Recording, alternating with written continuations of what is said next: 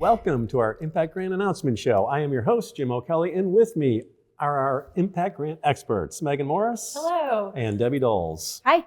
This is always one of the most exciting times of year when we get to meet our new class of Impact Grant recipients. But before we get to that, why don't we check in on some of last year's recipients, the class of 2024. Yes. So if you caught us last year, you'd know that there were 9 new members of the Impact Grant class of 2024, and they've all been doing such an incredible job this last year. One of those lodges is Princeton, New Jersey, lodge number 2129, and their project, Bridging Lingo Through ELL, or the English Language Learner.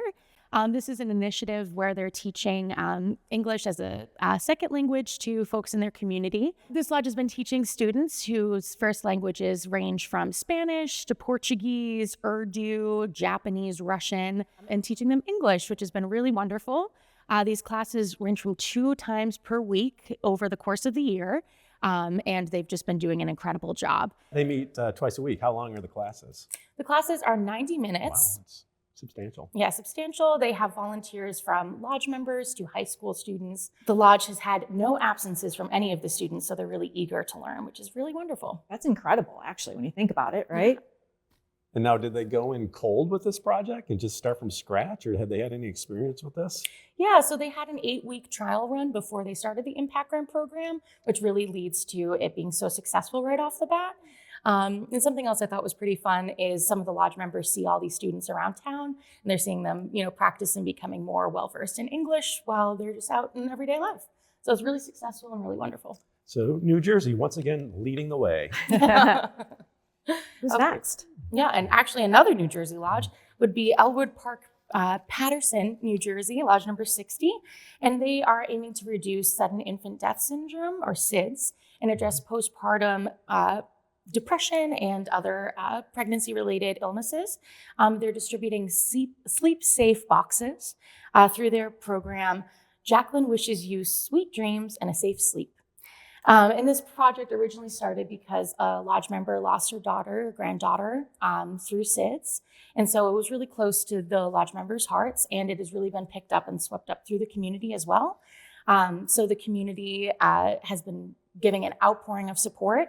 They have discounts on educational materials, which has really just bolstered the program in this community, as well as some health professionals volunteering their time to teach classes on postpartum depression and SIDS awareness.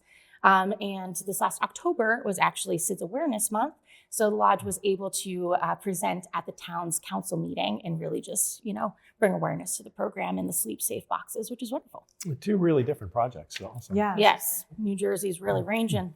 How about one more before we move on? Yeah, another project would be Tifton, Georgia, lodge number 1114.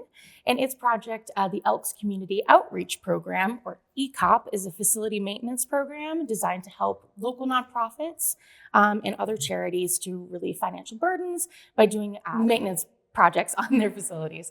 In this last quarter, they were able to help out an organization called Brother Charlie's Rescue Center. It's a transitional facility and an emergency shelter, and the lodge installed new cabinets, they hung lighting, they pulled up flooring, painting, and they even fixed the air conditioning. And something I thought was really cool was that they were able to incorporate volunteers from residents of the shelter, and just based off their pictures, they're smiling, they're having a really good time. So we're glad to see all of these projects really shining.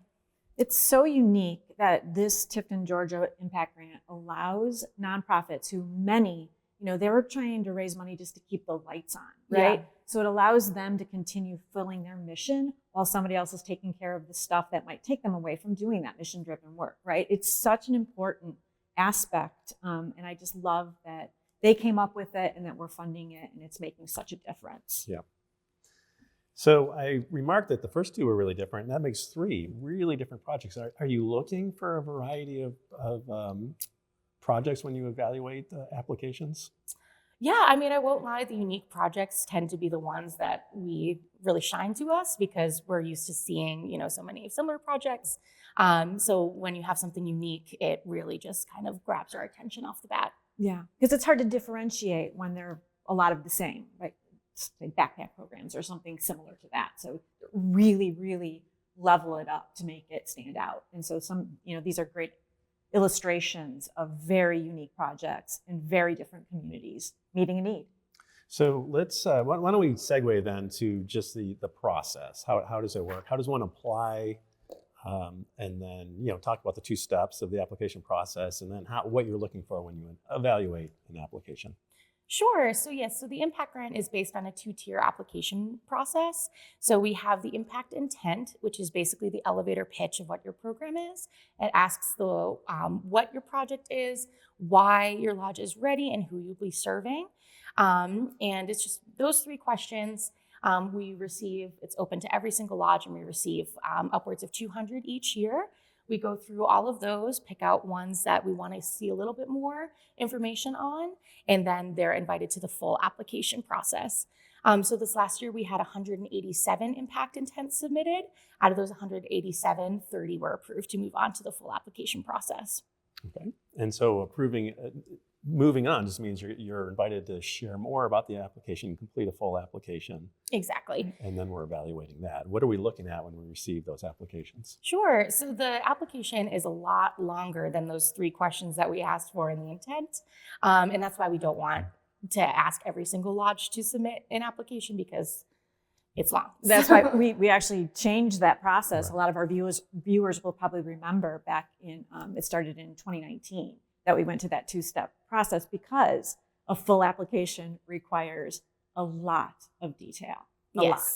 Yes. And some of that detail goes over the overall project plan, where we like to see the Elks and the lodges really spearheading a program within the community. We want the lodge to be kind of the focus in the center of the whole program. So we're looking for that. And then we go on to the plan for success, how we know it's going to be successful. As I mentioned, with these 3 programs from the 2024 class, they're really successful in just jumping off the bat with the program. And so we're looking for things like that to judge the feasibility of the program. And the budget, we want to make sure that the money will be allocated correctly, and just seeing the overall objectives and what the lodge wants to give back to the community really heightens the application. Would you agree that the kiss of death for an application is when it appears that the lodge is just going to be a conduit of our money to another organization? Yes. And we try to, eliminate that when we're selecting those lodges to go on to a full Right. application. So Right. sometimes they still sneak through. That elevator pitch that we're thinking could be really cool if it's just fleshed out a little bit more, still then turns out to, look like it's going to be a donation. Basically. Yeah. So. Okay, so we had, you said 30 were invited? 30 were invited. And of those 30, we have how many?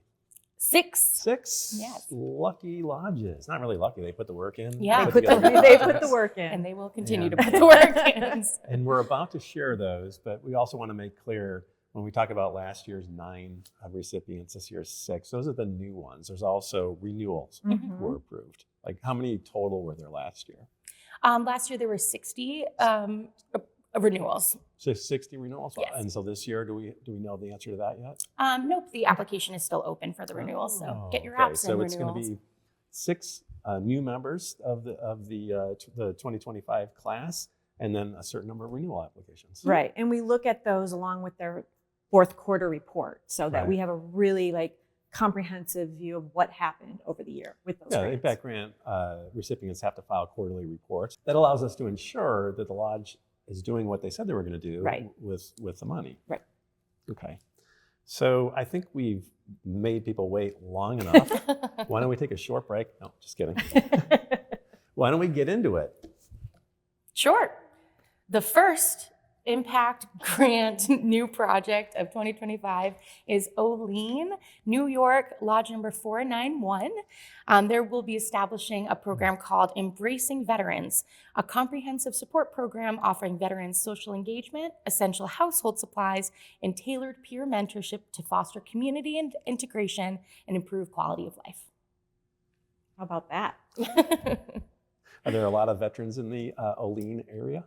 Yes, from my research and from their application, which was very well constructed. There are 4,000 veterans in the Olean community, and this lodge already has a great connection with the veterans there. The lodge identified these kind of key gaps in support systems, especially where it comes to fostering social connections, providing basic living necessities, and then just career education and personal development support. And so the lodge asked the veterans what they would need, what they can do to help on a bigger scale. And this is what they came up with and what the veterans specifically asked for. Well, that's great. It's important to note that you don't have to be a grant writer to be, successful in receiving an impact grant. That said, this was a very, very comprehensive application, and they left no stone unturned. I'd also like to say that you kind of abbreviated what the title of the grant project is. It's Embracing Veterans, Olean Elks Lodge Commitment to Community Support and Mentorship. Yes. That is a mouth. I don't even know if we can get an acronym out of that, because we love acronyms. Yeah. Very comprehensive, but I also really love, and you're going to see this as kind of like a through line as we talk about these 6. They talk about what they're using their small grants for, and as everybody knows, they're not that small anymore. If you combine a Beacon grant, a Spotlight grant, and a gratitude grant, if you get a $4,000 gratitude grant, you're getting $10,000. Yes. They're already using those grants for veterans-focused projects. So this was really like a natural outgrowth of that, which is what I loved about it. Exactly. They've got the partnerships, they've got the stakeholder buy-in, they're ready to go. So I guess I would say to Debbie's point about grant writers, if you have a project that meets a unique need in your community, you've illustrated that need, you've explained what the Elks are going to do to meet that need, then you don't need a grant writer to push it over the top. It's not going to hurt, right? Now, on the other hand, if you don't have those things, the best grant writer in the world is not going to push it over the top, Absolutely. right? Exactly. 100%. We're looking for Elks-led projects that are meeting a need in your community. With that said, what's the second lodge that managed to do that? Yes. Do you want to introduce it? No, this is all you. This is your show, Meaghan. All right. The next lodge is Middleborough, Massachusetts, lodge number 1274. And kind of similarly, they will foster community among local and hospitalized veterans through Operation Cup of Joe and What Veterans Need to Know, which is a weekly coffee hour providing camaraderie, resources, and information about ever-changing veterans benefits.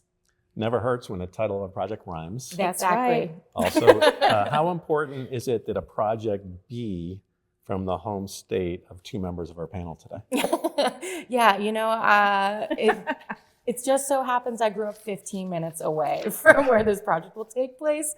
Not saying that pushed it over the edge, but We check our bias at the door, exactly. and we review them all equally. All right, so there's 2 projects that we've covered so far. They're both serving veterans. Is that something that we're looking for, serving veterans specifically? Or? Not necessarily. A lot of our programs do serve veterans, and as Debbie mentioned, a lot of these lodges are using their other SIP grants for veterans. And it just so happens that our first 2 lodges have been using their SIP grants to support veterans for years and years and years. So they have really heartfelt, close connections with them. Something specifically I loved about this lodge, one, that they're doing it weekly, which I think is incredible. And also that they know this community so well that they were really understanding and knew what to pinpoint for the support that they needed. And this is exactly what they wanted. It's feasible, it's weekly, it's from my home state. And but Elks love veterans, we do too. And but your projects do not have to focus on veterans, not at all.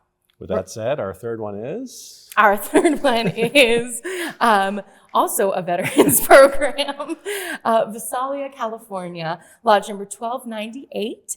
And they're going to be offering free monthly clinics led by a certified trainer to empower veterans to train their own service dogs through its project, Veterans Service Dog Training Clinic. And even that's sort of a unique project in this space for us, right? Sure. And it's another one that was built upon the success of using their gratitude grant project for pet adoption. As I said, we check our bias at the door, but if anybody knows me, they know I love dogs. But the really important aspect of this is that people have to wait a very, very long time to get a trained service dog, and they're very costly. So it's not attainable to many people immediately. But you know what is? Going to the shelter and finding a dog. Having a pretty rambunctious dog myself, I know how important training is. And I think that this is going to prove to be one of the most special out of this class. They're all amazing, but the camaraderie that's going to be built and coming together once a month, and that the fact again that it was built off of another grant project, I think is going to lend itself to its success as it hits the ground running. Exactly. And this lodge specifically in their application really harkened back to the lodge support that they're getting, which I think is also very incredible. The lodge is already bought into the program, and so are we. What do you say we give some love to the middle of the country? We've covered both coasts. Next up is Pratt, Kansas, lodge number 1451. And they're going to address food insecurity and foster literacy among children by providing nutritious meals, interactive food activities, and one-on-one reading mentoring at the local library through its project, The Bookworm Bistro. Great title. Yeah, that is a good title. Yeah. Which never hurts. Never hurts. This lodge, again, through its grant programs that it's run through, the Beacon and Spotlight grants, has had a strong partnership with the library for years. And something I thought was very interesting is that the lodge has used its Beacon grant for what we now call the Warm Welcome to the Library project. So they partner with an organization called Operation Warm to provide coats to children who may be coatless during the winter, and also introduce them to all the offerings of their local library. And they were actually doing this project since fiscal year of 2019. So before we even instated the Spotlight grant in this program. So they were really ahead of the curve They're there. like SIP grant hipsters over there, Yeah. right? Pioneers. Before it was cool, they were doing it. Pioneers. Exactly, yeah. I like that this project also is kind of really addressing filling a gap when the kids are on break. Mhm. So any sort of like more than a long weekend break, they're going to step in. And I think the strength of their relationship with the library is going to be, key to making this successful. Exactly. Great. I'd like to get back to a coast. Yeah. Midwest is best. What are you Yeah. talking about? Next up, we have Kent Island, Maryland, lodge number 2576, and it will establish Elks Giving closets in 7 elementary schools, providing essential needs like clothing, hygiene items, and school supplies to support local children in immediate need and reduce barriers to learning. So this is a great example of a project that we're investing an impact grant in this new class, but is something that they've been using a Beacon grant for many years, and they've been looking to scale it up. So every time we've increased the amount of a grant, they've said, this is what we're going to take this to another school. We're going to do more in this school. Their request for an impact grant that they've now been successful in is going to help them expand to now all of the elementary schools in that particular community. And I think it's going to be another one that's just going to hit the ground running. Exactly. Sometimes we hear from lodges who approach this process as, they've received all the other grants and now they want to receive an impact grant because they haven't gotten one yet. But oftentimes the ones that are successful that end up being part of a new class of impact grant recipients are those ones who built it up from the smaller grants, like this lodge here. Exactly. Yeah. We've been talking about this. I think our first class of impact grants was in 2008 when, our gratitude grant and then promise grant were just a couple $100 reimbursements grants. And that, look at us now. But yeah, it is something that we've been telling lodges, if they haven't been successful in receiving an impact grant, go back, use your, the other SIP grants available to you and start this project. And now lodges are really listening. Exactly. Which is making it harder on us, but good overall. And as we've said many times, the smaller grants, the Beacon, the Gratitude, and the Spotlight grant they're no longer smaller grants. Again, equal $10,000, which is exactly the amount of an impact grant, and it's with a lot less paperwork. Yeah. So, we want to see you jump off the bat running. Yeah. All right, so we've given you 5. We have 1 more to go, and that lodge is? Vacaville, California, lodge number 2638 will launch Farm to Fork Education, a program providing nutritious meals, gardening, and cooking classes for children at the Boys and Girls Club to promote healthy eating and self-sustainability. It's lifelong skills. Lifelong skills. Absolutely. They're going to be working in 5, I think, locations, helping with the gardening, all aspects of planting the garden, harvesting the garden, all of it. And then teaching some healthy eating habits as well. So this is also really exciting and a great name of a project. Exactly. And again, something we loved about this program specifically was that they really, really talked about their deep relationship that they already have with the Boys and Girls Club. So we want to see the feasibility of the programs that are coming in. And all of these 6 that we've seen have already established these deep, strong partnerships with their community. So we know that they're going to be able to do everything that they say they're going to do. Implementation does not seem like a large jump for these lodges. Exactly. Right. For these projects. And we've learned throughout all of these years, sometimes implementation is very difficult if you're not ready. Right. And so these 6 should all be poised and ready. If they're doing it. So why don't we talk a moment about the 24 who didn't hear their names today? Like, what happens with those lodges? Sure. With those lodges, again, I will reach out to you. We can schedule a time to have some personalized feedback. I can go over everything with your application and really pinpoint exactly why we didn't end up moving forward with your application, and hopefully get you up for success for next year.